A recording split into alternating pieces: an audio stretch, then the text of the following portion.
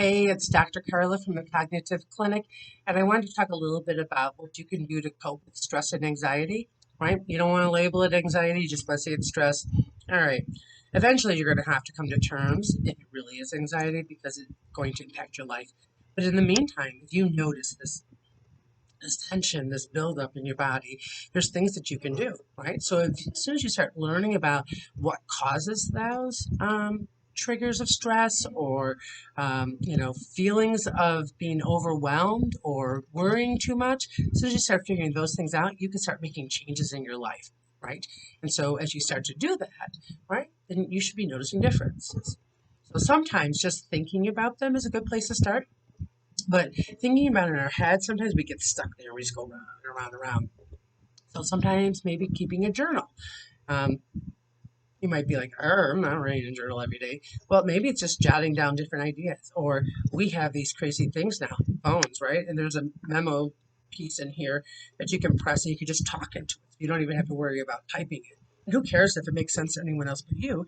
But it's a way of getting out what's here down to something.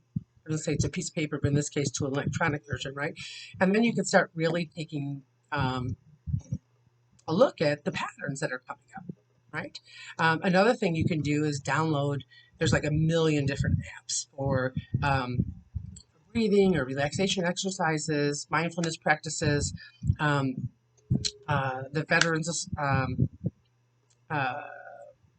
the VA has got a really cool app for teaching you how to meditate.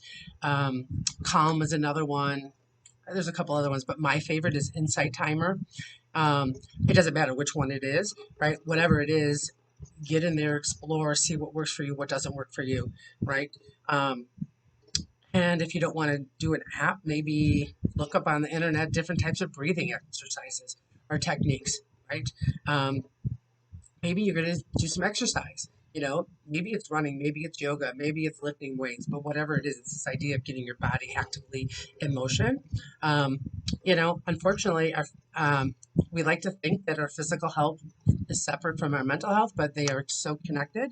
So I would highly recommend, being mindful of what you eat and taking time to sit down and enjoy your meal.